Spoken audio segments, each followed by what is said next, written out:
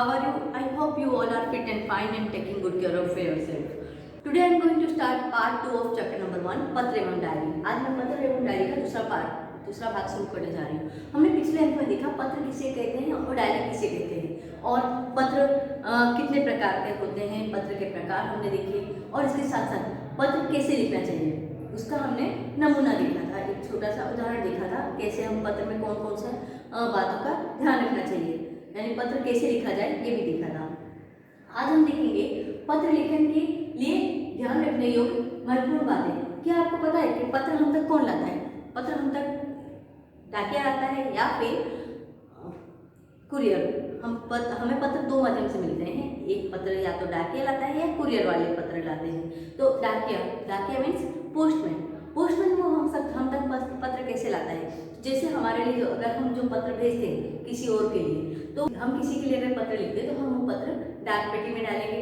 उसके बाद डाकिया हमारे यानी क्षेत्र का डाकिया आकर उस पत्र को मुख्य ऑफिस ले जाएगा। मुख्य ऑफिस से उन पत्रों को पोस्ट ऑफिस में पिन कोड यानी कि पोस्टल इंडेक्स नंबर के अकॉर्डिंग इसके अनुसार अलग किया जाता है और रेल मार्ग द्वारा या हवाई मार्ग द्वारा उचित जगह पर भेजा जाता है और वहाँ पर भेजने के बाद उन्हें पोस्टल नंबर के अकॉर्डिंग यानी कि जो पिन नंबर है उसके आधार पर अलग अलग पोस्ट ऑफिस में यानी कि डाकघर में भेजा जाता है और वहाँ के जो डाकिये होते हैं वो हम जिसके लिए पत्र भेजते हैं उसे देकर आते हैं। आपको पता है कि हमारे देश में भारतीय डाक यानी कि इंडिया पोस्ट उसकी शुरुआत कब हुई थी? तो 1 अप्रैल 1854 में मीन्स 1 अप्रैल 1854 ब्रिटिश शासन के दरमियान हमारे देश में भारतीय डाक की शुरुआत हुई थी, उसकी स्थापना हुई थी। हमारे भारत भर में 19,101 पिन कोड यानी कि पोस्टल इंडेक्स कोड के अंतर्गत 1,54,725 पोस्ट ऑफिस हैं, डाकघर है और जो हमारे भारत भर में अलग अलग सुविधाएं प्रदान करते हैं, जैसे पार्सल पहुंचाने का और पत्र पहुंचाने का काम करते हैं। और इसकी स्थापना किसने की थी? तो भारत सरकार ने, गवर्नमेंट ऑफ इंडिया ने। और इसका मुख्यालय कहाँ है? तो इसका मुख्यालय नई दिल्ली भारत में है। अब हम देखेंगे पत्र लेखन के लिए ध्यान देने योग्य महत्वपूर्ण बातें। हमारे पत्र लिखने के पूर्व यानी पत्र लिखने से पहले कौन कौन सी बातों का ध्यान रखना चाहिए? पत्र लिखने से पहले कौन कौन सी बातों पर ध्यान देना चाहिए? तो पहला है बोलचाल की सरल भाषा का प्रयोग हो। जैसे हम पत्र लिख रहे हैं तो पत्र की शैली कैसी होनी चाहिए? सरल होनी चाहिए। दूसरा, आवश्यक बातें ही लिखनी चाहिए। पत्र में जरूरी है पत्र का जो कंटेंट है वो कैसा होना चाहिए? लिमिटेड, जिसमें यानी जिसके बारे में आपको बात करनी है वो बातें यानी दर्शानी चाहिए। अनावश्यक बातों का समावेश नहीं होना चाहिए, जो जरूरी नहीं है ऐसी बातें नहीं लिखनी चाहिए। पत्र अधिक लंबा नहीं होना चाहिए। अगर हम औपचारिक पत्र लिख रहे हैं तो वो 1 से 2 पैराग्राफ में पूरा होना चाहिए। अगर अनौपचारिक पत्र लिख रहे हैं तो 2 से 3 पैराग्राफ में हमें पत्र को पूर्ण करना चाहिए। पत्र में सबसे ऊपर बाईं ओर अपना पूरा नाम और तारीख लिखनी चाहिए। जैसे कि अगर हम पत्र शुरू करें तो लेफ्ट साइड पर आपको बाईं ओर क्या करना है? अपना पूरा नाम और पता मीन्स एड्रेस लिखना है और अपना नाम लिखना है और उसके साथ साथ डेट लिखनी है यानी दिनांक लिखना है। और बाईं ओर पत्र जिसे लिखना हो उसको शिष्ट भाषा में संबोधन करना चाहिए और इसके बाद अभिवादन करना चाहिए। जैसे आपने एड्रेस पूरा किया तो उसके ही नीचे आपको संबोधन करना है। अगर आप अपने मित्र को लिख रहे हैं तो आपको लिखना है प्रिय मित्र या प्रिय सखी, और अगर पिताजी को लिख रहे हो, अपने से बड़ों को लिख रहे हैं तो पूज्य पिताजी, इस तरह संबोधन करना है। और उसके बाद अपने से छोटे के लिए लिख रहे हैं तो हम हमेशा सप्रेम नमस्ते या सप्रेम स्मरण लिखते हैं। अगर हम अपनों से बड़ों के लिए लेटर लिख रहे हैं तो वहाँ पर सादर प्रणाम, सादर नमस्ते लिखते हैं। और फिर इसके बाद हम पत्र का कलेवर शुरू करते हैं। कलेवर में मुख्य विषय को अभिव्यक्त करना चाहिए, यानी जिसके बारे में आप पत्र लिख रहे हैं वो विषय मुख्यतः अभिव्यक्त होना चाहिए, दर्शाना चाहिए।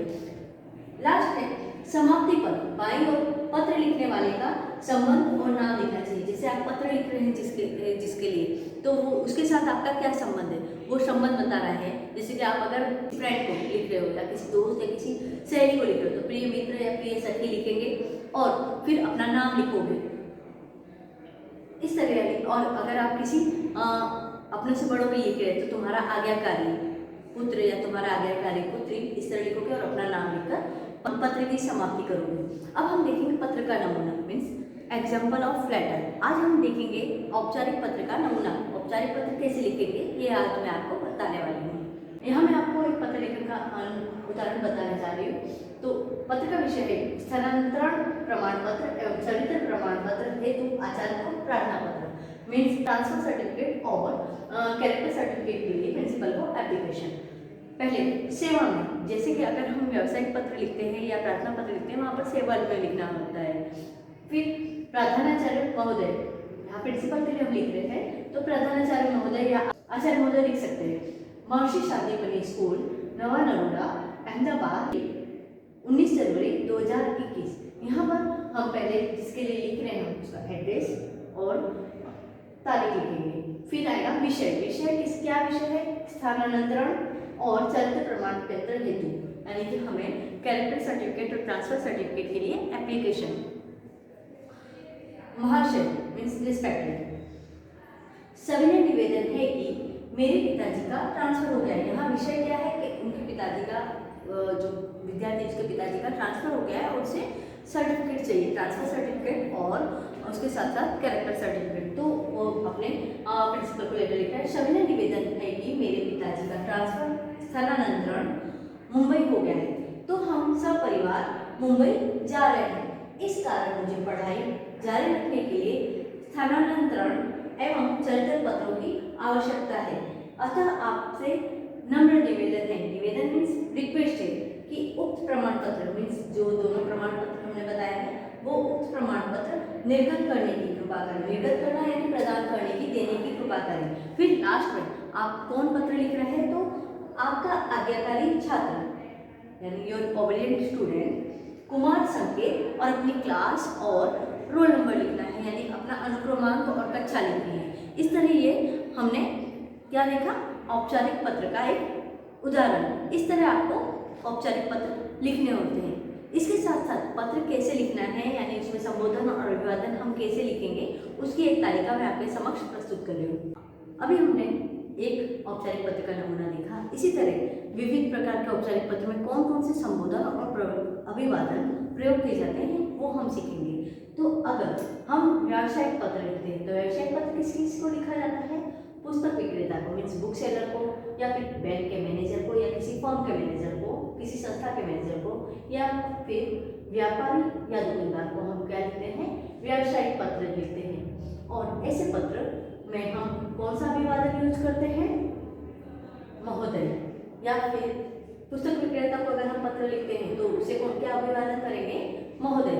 इसी तरह बैंक मैनेजर को या किसी फर्म के मैनेजर, किसी संस्था के मैनेजर को भी हम महोदय करके अभिवादन करेंगे। और किसी व्यापारी को या दुकानदार को हम श्रीमान प्रबंधक इस यानी सबसे अभिवादन करेंगे। और समाप्ति पर यानी कि ending of the letter which words we are using, तो समाप्ति पर लिखे जाने वाले शब्द सभी में हम क्या यूज करेंगे? भवदीय। अगर आप अपना नाम लिखते हैं तो उससे पहले भवदीय लिखकर आपका नाम और पता लिखना है। देन कार्यालयिक पत्र मीन्स ऑफिशियल लेटर्स, ये हम ज़्यादातर किसी अधिकारी के लिए लिखते हैं। कार्यालयिक पत्र मुख्यतः किसी अधिकारी को लिखे जाते हैं या फिर समाचार पत्र के संपादक को। तो यहाँ पर अधिकारी के लिए हम मान्यवर या मान्यवर महोदय जैसे अभिवादन के शब्दों का प्रयोग करेंगे। और इस तरह समाचार पत्र के संपादक को हम श्रीमान संपादक श्री या श्रीमान संपादक महोदय इस तरह के शब्द से उनका अभिवादन करेंगे अगर हम पत्र उन्हें लिखेंगे तो। और लास्ट में समाप्ति के समय हम लिखेंगे भवदीय, हमारा नाम लिखेंगे फिर भवदीय या निवेदक लिखिए। अगर आप किसी अधिकारी को पत्र लिख रहे हैं तो वहाँ पर समाप्ति पर भवदीय और निवेदक जैसे शब्द का प्रयोग करते हैं। अगर हम संपादक को पत्र लिखते हैं तो लास्ट में आप लिखेंगे प्रार्थी या फिर विनीत या फिर भवदीय या फिर निवेदक। तो ये थे समाप्ति पर प्रयोग किए जाने वाले शब्द। अब लास्ट आता है प्रार्थना पत्र मीन्स रिक्वेस्ट लेटर। हम प्रार्थना पत्र अलग अलग यानी हेतु से लिखते हैं, उसके लिए हम प्रार्थना पत्र लिखते हैं, जैसे कि छुट्टी के लिए प्रार्थना पत्र मीन्स अवकाश के लिए प्रार्थना पत्र, फिर या फिर हमारा ट्रांसफर लेटर मीन्स स्थानांतरण पत्र वो उसकी प्राप्ति के लिए हम प्रार्थना पत्र लिखते हैं, या फिर चरित्र प्रमाण पत्र के लिए हम प्रार्थना पत्र लिखते हैं। तो ये ऐसे लेटर किसको लिखे जाते हैं? मुख्यतः प्रधानाचार्य को या किसी अधिकारी को लिखे जाते हैं। तो ऐसे प्रार्थना पत्र अगर हम प्रधानाचार्य को लिखते हैं तो वहाँ पर श्रीमान प्रधानाचार्य महोदय लिखेंगे और समाप्ति में लिखेंगे विनीत प्रार्थी कृपाकांक्षी आज्ञाकारी शिष्य या शिष्या।